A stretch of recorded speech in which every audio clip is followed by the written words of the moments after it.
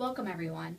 Today's video we are going to be discussing the andragogical model and the 6 assumptions Knowles uses to describe it.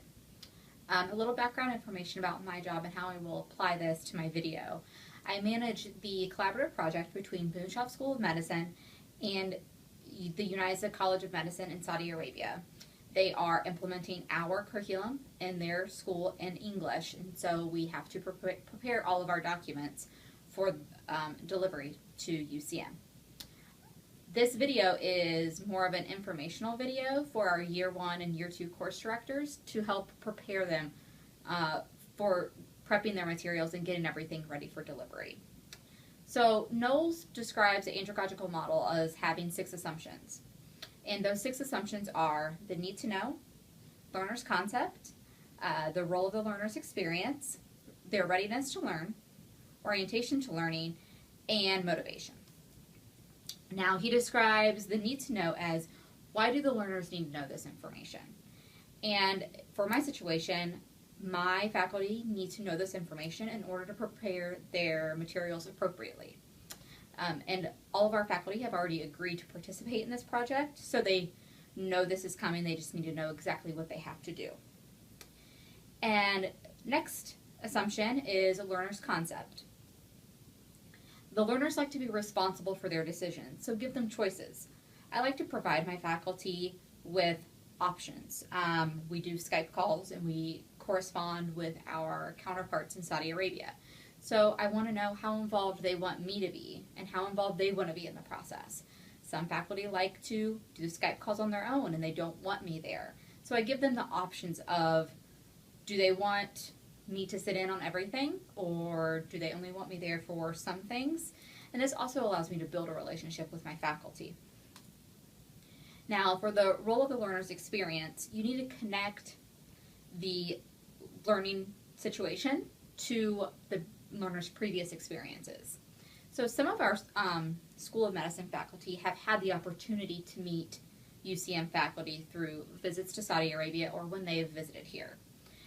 It seems that the faculty that have built a relationship with the UCM faculty and leadership team are more comfortable working with their faculty one-on-one.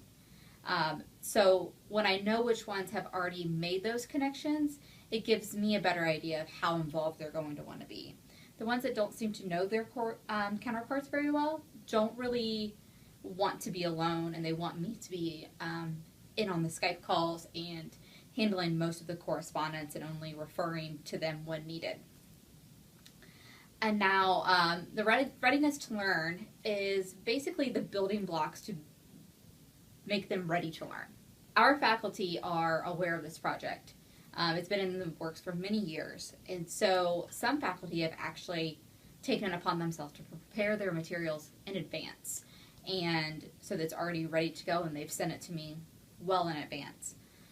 By also providing our faculty with information about third-party copyright and how they need to handle those items, I think they will be more ready to embark upon this process when it's time.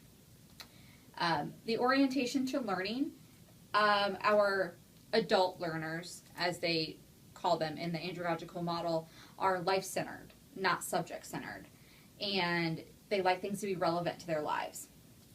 When I first correspond with the faculty, I send them an email and introduce myself and let them know, just a brief overview of the process, and then I like to have a face-to-face meeting with them.